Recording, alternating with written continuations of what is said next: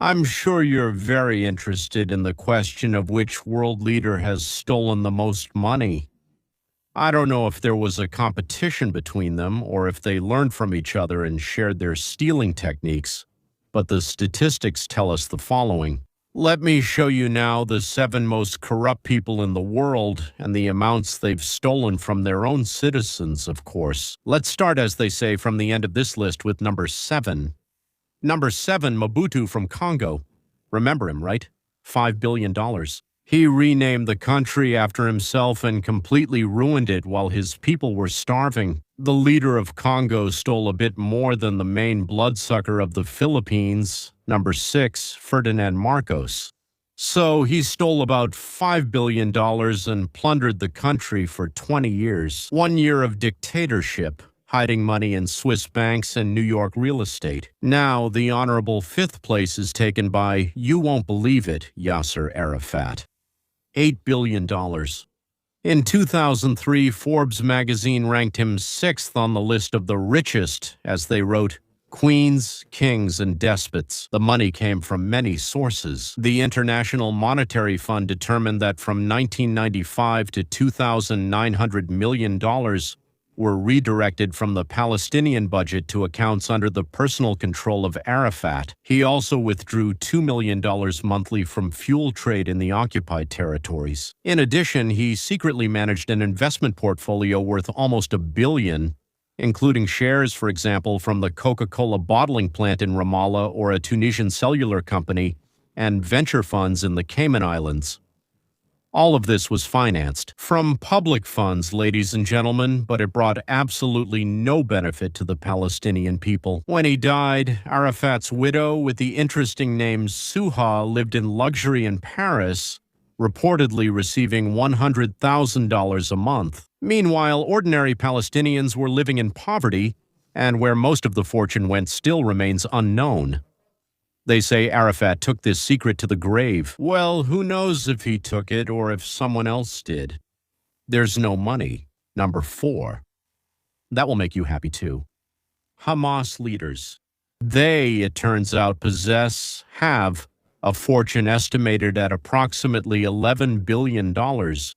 So Khaled Mashal has somewhere between 4 and 5 billion. Ismail Haniyeh, the former head of Hamas's political bureau, has 4 billion. Musa Abu Marzouk, a well-known person, has about 3 billion, a bit less, because he was the deputy chairman of Hamas's political bureau. While the leaders of Hamas are relaxing in 5-star hotels in Qatar and investing in foreign real estate, the average resident of Gaza lives on less than $2 a day. This is, well, a classic kleptocracy scheme, only now carried out by a terrorist organization. Well, they set it up to make money, and that's exactly what they've done. All this money came from Europe and America. American governments provided it for the suffering population of the region, so they would have something to eat, rebuild their homes, and also to purify water and buy medicine. In my opinion, these guys have caused much more harm to their fellow citizens than Israel has over the entire period of armed conflict. Number 3. Now we've made it into the top 3. Yes, so to speak, we're moving up 3, 2, 1. Yes. Number 3. Suharto in Indonesia, about 35 billion. You see how it jumped, right, from 11 to 35. So the organization called Transparency International ranks him first on the list of the most corrupt leaders of all time. That's something, right? The most corrupt leaders of all time. So he ruled for 30 years from around 67 to 98. Number 2. Hosni Mubarak, Egypt. 70 billion. Well, and the country, as they say, is getting richer. He ruled for 30 years, funneling wealth through his family and military connections, an honorable first place. According to estimates, before the war in Ukraine, the top spot is held by none other than the permanent leader and ruler of Russia, and its surroundings, of course, the former KGB officer nicknamed Pale Spirochete, Vladimir Vladimirovich Putin. He has a fortune of 200 billion US dollars. Through a mafia-like system of oligarchs and close associates, Vladimir is considered the richest kleptocrat currently living on planet Earth. But maybe now someone is catching up with him, so to speak, breathing down his neck. A little about Putin. Despite his official salary, according to the Kremlin, of $140,000 a year, and his declared assets, a modest small apartment, a trailer, and 3 cars, experts believe that Vladimir Putin is secretly one of the richest people on earth. So, financier Bill Browder, who testified before the U.S. Senate, estimates Putin's fortune at around $200 billion accumulated mainly through extortion and embezzlement of state funds, forcing oligarchs to hand over cash and shares. The scale of Putin's hidden lifestyle is staggering. According to available information, he controls a palace on the Black Sea coast worth $1.4 billion. This is the largest private residence in Russia, with a marble swimming pool, an ice hockey rink, a casino, a nightclub, and Italian finishes. It's so luxurious that even the toilet brushes cost $850 each. He is regularly photographed wearing wristwatches worth tens of thousands of dollars, and is also linked to a yacht worth $560. But he can't be riding around on something as modest as, say, Abramovich's for $400 million, right? After all, he's the president. The Panama Papers of 2016 further revealed a network of offshore loans and deals worth $2 billion, naturally connected to his closest circle. Investigators describe this structure as a classic mafia setup. Close associates hold assets, do the dirty work, and pay the boss his share, which makes the real. Putin's true wealth is deliberately kept practically untraceable, but who is hot on the heels of Vovka Varkovka? Now I'll give you a few hints and maybe you'll guess, but before that it's absolutely necessary to subscribe and hit the bell, because the unique information we provide you, ladies and gentlemen, you can only get if YouTube delivers all the videos, so to speak, our videos, yes, of your channel, and YouTube will only do this if you ask. To ask on YouTube means to hit the bell. One time is enough. Well, now it's time for a lesson in theft and fraud from the European Union. Let's talk about big money. We're talking about 90 million euros. 90 billion euros, which the European Union has just finally approved for Ukraine. Literally this week on April 23, the EU Council gave its final approval. They broke Hungary, Slovakia, and signed it. Money will start coming in the second quarter of this year. 90 миллиардов. Let's pause for a second on this figure. It's not a million, it's 90,000 million euros. 90,000 million euros. For comparison, Portugal's annual budget is about 100 billion. So Europe is giving away that amount to Ukraine for the war and the budget, an amount comparable to a country's budget. And now comes the most important question. Is this a gift or a loan? What is it? Loans, or just out of the goodness of their hearts? Officially, they'll tell you it's a loan. Well, it's a loan, yes. Ukraine is obligated to pay it back. Everything is fair, everything is legal, don't worry.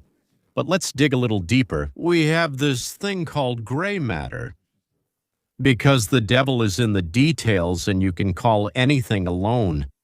Ukraine should only return this money when it receives reparations from Russia. That is, not in 10 years, not in 20, but when Russia pays up. Are they serious? Does anyone in their right mind believe that Russia will voluntarily pay war reparations to Ukraine? That's not even science fiction anymore, it's just political fantasy. It's a condition that might as well sound like this. Return it when the moon turns square. So what does that mean? It means this isn't a loan, it's a gift, wrapped in legal packaging that says loan on it. And who is this being done for, right? Because it's not clear, so to speak, if everyone understands this, and not everyone does, not everyone. They can't call it a gift in politics. For that, they'll be immediately kicked out in the next elections, as they say, out on their ear. So, where does the money come from? It's these people, the ones whose money is being stolen, that no one explains it to. How does this happen? The European Union goes to private banks and says, "Give us money." And they say, "Sure, but under what guarantee?" They say, "Under the guarantee of the European Union's budget." Okay. The European Union's budget comes from member states' contributions, and those contributions come from taxes. That means money is taken from European taxpayers. So if let's say you live in Europe and pay taxes, that's where this money comes from, your taxes. And when it's not enough, they'll start raising taxes. The taxes of a German truck driver, a French farmer, a Polish construction worker, a Spanish nurse. They are the real donors of these 90 billion euros plus interest payments, but nobody asks them who is signed up to pay this money back. Europeans don't understand what's going on. The scheme is set up so that they don't understand. I mean the people of Europe. That's the first difficulty. Now try to explain it to a person who is, well, I don't know what you would call an average person, right? He doesn't understand anything about finance. They borrow on the markets, then give it to Ukraine, then there are guarantees from the budget, then the budget comes from contributions, then contributions come from taxes, and then taxes come out of your pocket. By the time you get to the end, the person has already lost track. That's not a coincidence. It's a safeguard against citizens understanding anything. Second, time. The losses won't show up now, not tomorrow, but years later, when it turns out there are no reparations. The debt hangs over the EU budget and someone will have to cover it. By that time, all the current leaders will already be retired, with good pensions, by the way. Third point, the word loan. So it's a magic word. It turns off critical thinking. As soon as you hear loan, it means it will be paid back, so everything is fine, so there's nothing to worry about. Journalists. Very few of them actually understand anything. The rest just repeat those words without understanding. They repeat the headlines, and it becomes reality in people's minds, even though it's a lie, a fiction. Why is the EU leadership pushing this package so persistently? They were pushing it because they've already pushed it through, right? Even overcoming the vetoes of Hungary and Slovakia, even knowing that the money will never come back. There are several, as people like to say, layers here. The first one is ideological. A significant part of the Brussels elite sincerely believes in the geopolitical project to weaken Russia and expand the EU's sphere of influence to the east. In the long term, to accept Ukraine into the Union, this is a strategic bet. And from their point of view, 90 billion, especially since it's not their own money but someone else's, that's the price. The question is whether they had the right to put someone else's money on the line without asking. Well, you know my answer, right? Second, career-related. Support for Ukraine has become something like a ticket into the political establishment among Western elites. To criticize means to be an agent of Putin, or even worse, an agent of Trump. Being an agent of Putin is harsh, but with Trump, they just won't be able to handle it anymore. They'll kick you out, as they say, before you even get a word in. To support means to be a defender of democracy. In this framework, it's more beneficial for an EU official to approve any project than to ask uncomfortable questions. Well, he doesn't care about that, about Ukraine, about the money, about Russia, about anything. The main thing for him is that, as they say, when he goes on vacation, he has enough money to fill a bathtub with champagne. And here's where it gets really interesting. Money never just disappears without a trace. 60 billion from this package goes to defense needs, purchasing military equipment, developing the defense industry. And here's the key point. The equipment is mainly purchased from European manufacturers. These are European companies, and the shareholders, Europeans, and lobbyists work in Brussels. The money goes to Ukraine and immediately returns to the pockets of the European military-industrial complex. This isn't a conspiracy theory, it's business. That's how it's always been done. It's being done and will probably keep being done for another 100 years. Now, the question you might be asking yourself, how much of this money will be stolen? Ukraine is a country with systemic corruption. This isn't an insult, it's the official position of the EU itself, the European Union. The package contains conditions about upholding the rule of law and fighting corruption.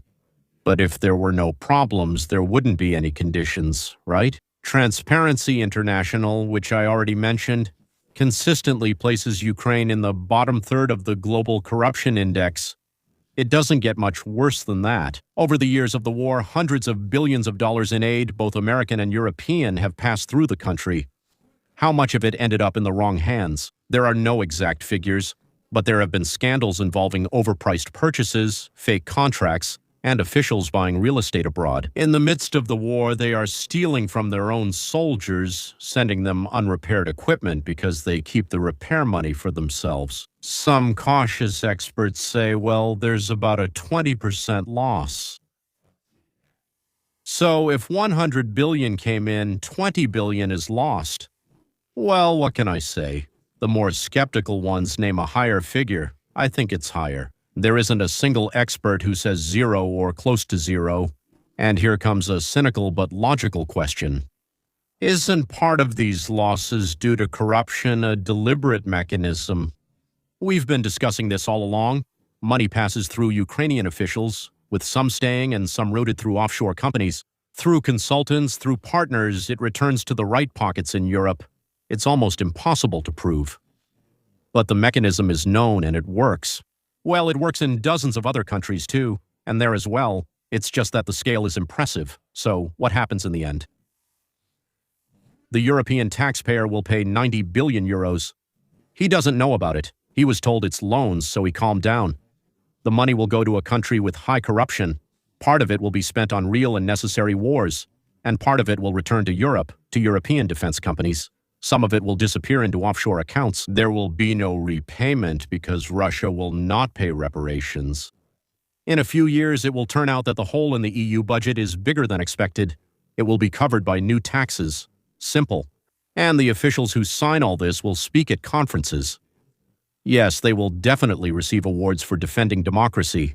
They will write memoirs about their courage. That's how big politics with big money works. The only protection is to understand the scheme. And we're trying to figure out what's going on. If America has already given Ukraine 170 to 200 billion, Trump even says it's more than 300 plus Europe, considering those 90 billion has given about the same amount. All in all, Ukraine has received around 350 to 400 billion dollars. I'm willing to bet a ruble, even a ruble 20, that exactly half of this money has been and will be siphoned off, and it will bring real benefit. But not to all Ukrainians, only to some. Of course, the American politicians who organize these gifts for Ukraine, and the European politicians who organize this new gift for Ukraine, they'll get a little, but not as much as you think. They are afraid to get a lot, both in Europe and here, because it might be noticed. And they are insanely jealous of their Russian and Ukrainian colleagues. There you can steal as much as you want, and no one will say a word to you if you share with the right people. But if you thought that stealing was limited to the European continent, then you must have been born yesterday. First of all, Asians steal just as much as Europeans. And secondly, Americans are the true, real heirs of European thieves. They are very proud of it, and they have every reason to be. Let me explain why. Here is California, the Golden State, the most populous state in America, the fifth largest economy in the world, a place that calls itself the future model of progressive governance, compassionate, enlightened leadership. But here's what they don't write on tourist posters. That California lost approximately $280 billion to fraud, not millions. Again, forget about millions, billions, with a capital B. More than the entire GDP of Portugal, New Zealand, or Hungary, taxpayers' money. And that's without Ukraine. Stolen, embezzled, vanished. While the man at the helm was attending dinners costing $350 a plate and saying, you should stay home and wear masks. All of this was being embezzled. Today we'll talk about how this happened, who is responsible, what the Democratic Party is doing to sweep it all under the rug, and why the man at the center of all this, Governor Gavin Newsom, is now the leading contender for the Democratic presidential nomination in 2028. Because in America, apparently losing $280 billion of public money is a qualification for the presidency. Shall we begin? Part 1. The Fraud Machine. To understand what happened in California, you need to realize the scale. This is not just one scandal. It's not just one corrupt official. It's a system that has been stealing billions for years. And at the top, they either took part in it or pretended not to see it. We don't know, but no one was punished in any way. Let's go through the main cases, okay? The unemployment benefits disaster. $40 billion disappeared from the benefits. They just vanished. No one can find where they are. They were there, and now they're gone, and no one can find where they went. During the COVID pandemic, every state in America faced an explosive increase in unemployment benefit claims. Understood. But the California Employment Development Department, EDD, turned this challenge into one of the biggest financial scams in American history. According to experts, California paid out $40 billion to fraudsters in the form of fake unemployment benefits. Just so you understand, the money was going to prison inmates, including some of the most notorious criminals. The money went to dead people in huge amounts, to organized crime groups that operated in several states at once. The money also went to scammers who are abroad.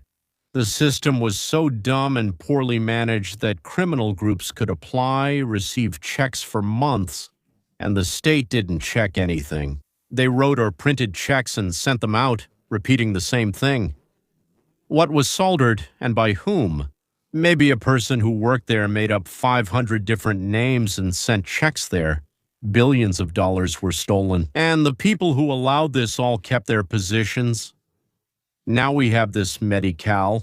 It's a Medi-Cal program from California. It's related to medicine, a government medical assistance program for low-income people. Approximately $100 billion a year is spent on this program in California. According to investigators, it is one of the government programs most plagued by fraud in the country. Only one person has recently gone to trial. Paul Rendall, 66 years old, pleaded guilty to fraud totaling more than $178 million. That's millions, not billions of dollars. One person, $178 million. Nobody noticed anything. Nobody checked anything. Nobody. Or maybe they did check. Maybe he was paying kickbacks. We don't know. Stolen from a program intended to provide medical assistance to the most vulnerable residents of California. Fake clinics. Invented patients. Billing for services that were never provided. The scheme went on for years before anyone noticed, and experts say that Rendell is not an exception. He's just the one who got caught. And according to experts, there are quite a lot of them. Hospices are places where people who, let's say, are already in such a condition, elderly in a state where they can't take care of themselves, and their families can't take care of them either, go. Hospice, right? The program, the operation is called Never Die. These are hospices, right? In April 2026, the Department of Justice uncovered one of the most alarming fraud cases in California's history. 15 people were charged with hospice care fraud under the Medicare program for a total of $60 million. That's just one group. This is happening all over Southern California. The scheme works like this. Healthy people are recruited. Not sick, not dying. So they provide all their documents, sign them, and are registered in hospices as completely terminally ill patients. Then Medicare is billed for round-the-clock care for people who are supposedly at the end of their lives. Recruiters run around looking for such people, and they were paid cash for each new patient. Fake clinics were created to process the paperwork, and Medicare, which is funded by taxpayers, paid out millions for the care of people who didn't need it. This isn't just fraud. These criminals turned the deaths of real patients into a business model. Now here's another interesting point. We have this kind of home care too. I talked about it once. So if you have an elderly person and you don't want to send them to hospice, you don't want anything like that, you have the option to care for them at home, but you need to hire someone. You can hire someone or you can hire yourself. No one is going to check who you are. So $12 million in home care fraud has already been uncovered in California. Billions in scams. So, payments to families and caregivers for home care for the elderly and disabled cost the state almost $30 billion a year, and according to investigators, it loses from $6 to $12 billion every year to fraud. Gentlemen, that's at least a third or more. How? Caregivers bill for hours they didn't actually work. People register as caregivers for non-existent relatives. Entire networks of fake caregivers submit fraudulent timesheets. This is happening on an industrial scale, and the state hasn't checked anyone for years. I don't believe that the people who were supposed to check this aren't involved. Now let's talk about the Los Angeles School District, a $22 million kickback scheme. And here's a story that keeps developing and getting worse. A former employee of the Los Angeles Unified School District, a huge district, the second largest in America, is accused of organizing a $22 million kickback scheme. What kind of kickbacks?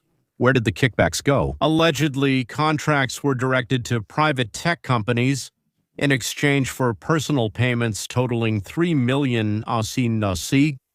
So I send someone a contract. Nothing needs to be done under that contract. We pay out 22 million and I get 3 million back in cash. Wow. That money was supposed to be used, for teaching kids, for buying computers, right? Many of them are from low-income families, and the money was stolen by people who were supposed to be working in their best interests. That's just what we know so far. So, what now? Who now? Part 2. The man at the helm. Every dollar, every stolen benefit, every fake patient, every kickback happened under the leadership of one person. Gavin Christopher Newsom, the governor of California, former mayor of San Francisco. Let me tell you who he is. Gavin Newsom was born into California's political aristocracy. His family was connected to the Getty oil fortune, like the Getty Museum, right? He grew up with privilege, became the mayor of San Francisco, one of the most beautiful cities, and under his leadership it became one of the most problematic and interesting cities in America. In 2018, he became the governor of the most populous state in the country. He's photogenic, he speaks well, and his hairstyle looks like, a whole committee worked on it. He embodies progressive values, compassion, inclusivity, innovation, accountability. The man stands for nothing at all, absolutely nothing. In 2026, he is leading in the polls among potential Democratic candidates for the presidential election. He has 24% support. He's ahead of even Vice President Kamala Harris. So if these are the people representing them, then, we're in trouble. So let's take a look at his track record. Let's see what this man of compassion and accountability has actually done. Now, in California, everyone knows the name. That is the French Laundry restaurant. French Laundry, right? Rules for you, but not for us. November 2020. California is experiencing its strongest wave of COVID. Governor Newsom ordered Californians to stay home. He banned gatherings of more than 3 households. He made wearing masks in public places mandatory. He closed restaurants for customers completely. It wasn't allowed inside, so you take a table outside and serve there. Inside wasn't allowed. On November 6th of that very year, Governor Newsom went to Napa Valley. Before that, he gave a speech where he tearfully urged people not to go anywhere, not to restaurants, not to churches, and to wear it all the time, even at home if possible, right? A gauze mask on the nose, which doesn't protect anything at all. But that doesn't matter. But he went to that very restaurant, the French Laundry. By the way, it's one of the most expensive restaurants in America, where dinner costs several $100s per person. He was accompanied by lobbyists from the California Medical Association, the very people who profit from the healthcare system under his supervision. Several households were present, more than was allowed by his own rules. No masks, no social distancing. A closed private gathering, dining room. Although his team initially claimed that everything was outdoors, but the only ones photographed were the waiters, and everything was different. When he got caught because the local Fox TV station got the pictures, he went on television and said, "It was a stupid mistake. I completely violated the spirit of what I was preaching. It was wrong. I take the blame." Who else could he blame? He admitted it. And then he continued in the same way. Because the rules were never meant for him. School for his children, private education while public schools remain closed. Here's another chapter from the dossier on Newsom the hypocrite. During the pandemic, Newsom ordered all schools in California to close, public and private. He said he was following the science. He said he was protecting the children. He was supported by the teachers' union. Well, the ones who fund his political career, and then silence. While public schools across California remained closed, Newsom enrolled his 4 children for in-person learning at a private school in Sacramento County, a private school that, unlike public schools, resumed operations with his permission. Parents of children from public schools, many of them from working families who couldn't afford private education and couldn't work remotely while homeschooling their kids, were left with nothing. And the man who closed the schools opened them for his own children. January 2022, a Los Angeles Rams playoff game. Governor Newsom, whose state introduced mandatory mask wearing indoors, was sitting in the stands indoors without a mask next to Magic Johnson. Surrounded by other celebrities, none of them were wearing a mask. When the photos became public, his press office stated that he took off his mask for a second to take a picture, and then he put it right back on. But in reality, there were a bunch of photos taken at different times. The message was crystal clear. Masks were required for ordinary Californians, for the governor and his celebrity friends. If you want to wear it, wear it. If not, don't. His chief of staff was convicted of corruption.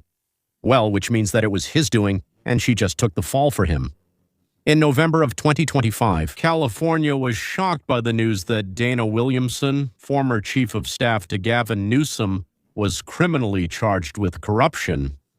The charges were staggering. Williamson and 4 accomplices were accused of funneling $225,000 from the campaign account. She was also accused of illegally submitting fake business expenses totaling more than $1.7 million. She included a Chanel bag for $15,000, a private jet, and a birthday trip to Mexico costing $170,000 in her expenses. This is not some minor official. This was a person who was simply the closest to Newsom, who ran his staff, who knew everything. California Congressman Ro Khanna called the indictment, I quote, a toxic stain on the state.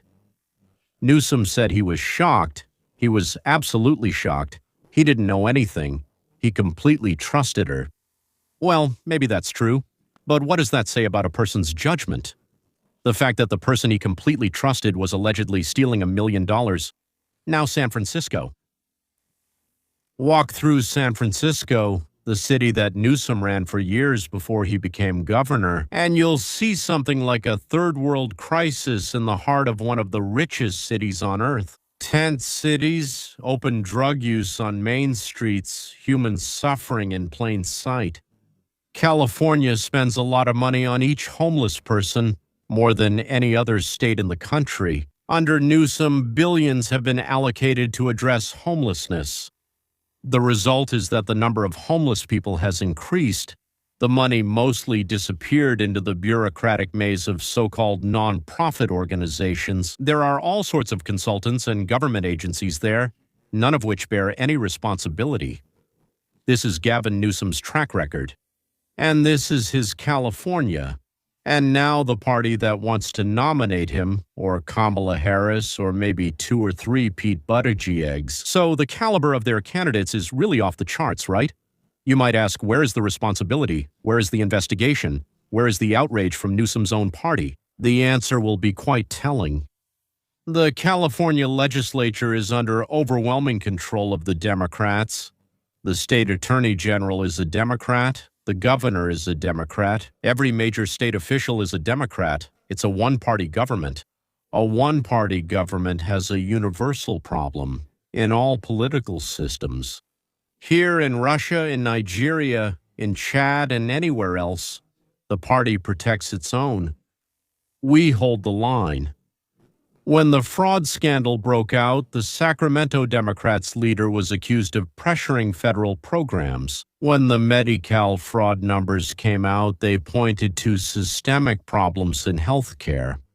When Newsom's chief of staff was held accountable, party leaders stayed completely silent and just claimed they didn't know about it. Like how? What? No, I don't know. When I find out, when I read about it, then I'll talk to you about it. The scenario is always the same, just stalling for time. Downplay it. Rephrase it, bring in outside forces, announce the creation of a working group, hold hearings, and wait until, as they say, the news cycle switches to something else. The problem this time is that the news cycle isn't moving on, because citizen journalists have appeared, And now the Democratic Party has made a very interesting political decision. It is trying to stifle journalism. They are even trying to pass a law now, which people have already called the law against Nick Shirley. Who is Nick Shirley? I'll tell you now. So this is where the story takes a turn that should alarm anyone who believes in freedom of speech, regardless of political views. Let me tell you about a very young guy named Nick Shirley. Nick is an independent journalist and content creator. Well, basically a blogger, right? He used to be called, a citizen journalist. At the end of 2025, he published a video that went viral. In it, he claimed that he had documented evidence of large-scale fraud in California's social service centers, video recordings of institutions, employees, and work methods, which, in his opinion, indicated systematic embezzlement of taxpayers' money. His investigations, including this 40-minute video that exposes, let's call it, alleged fraud, since it hasn't been proven in court yet, it's still alleged. In hospices in the Los Angeles area, he pointed out that he documented at least $170 million in fraudulent activities. The video instantly went viral on the internet. People were outraged, and the story didn't go away. And then the California Democrats decided to take a major step. Instead of actively investigating the fraud, they introduced a bill to criminalize what Nick Shirley was doing. That is, not those who were stealing, but those who were bringing things to light. So the bill is called AB 2624. It's such an inconspicuous thing, who knows what it is? But everyone knows it's about Nick Shirley. What does it say? Democratic Assembly member Mia Bonta introduced it, by the way. She's the biological sister of the Attorney General of our state. She introduced this very bill in February of 2026. Officially, it's presented as a protective measure for the privacy of providers and immigration services. But critics, including Republican Representative Carl DeMaio, argue that the bill's wording is broad enough to criminalize posting photos or video evidence of the activities of state-funded service providers online. The penalties? Ha ha ha ha ha ha. You make a video, put it on the internet, and it's clear that people are stealing, right? You get a $10,000 fine and are up to 1 year in prison for exposing thieves. The bill passed its first vote in the committee and moved forward. And the nickname it got in the legislature is the law against Nick Shirley. Nick himself personally came to the public hearings in the legislature and pressed the Democratic lawmakers with questions about the rights guaranteed by the First Amendment. The exchange was recorded on video and went viral. In it, he simply asked, "Does this law make what I do a criminal offense?" The answers were evasive, legally vague, and unconvincing. So what are they afraid of, right? Let's think about this rationally. California loses between 180 and 280 billion to fraud. 180 is the minimum, but basically all the experts say it's 280. A citizen journalist starts documenting this fraud on video and posting it online. The state's reaction is to prevent new investigations. His reaction will be to document it. What does their behavior tell you? This shows that the people in power are more afraid of being exposed than they are committed to stopping theft. Well, as they say, we already understood this, ladies and gentlemen, right?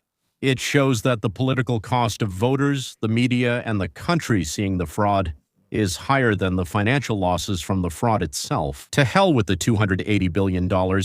It's not ours anyway, it's your taxpayers. And to hell with the fact that it's gone. The main thing is that I and my party don't lose power. Because if the fraud is exposed, questions will be asked. And the questions go back to the officials who were supposed to manage all this, to check everything. To the governor, to the party, to the people who have been building and protecting these systems for years. The Foundation for the Protection of Individual Rights and Freedom of Speech has already warned that the bill is likely to violate the First Amendment. Lawyers have called it clearly unconstitutional.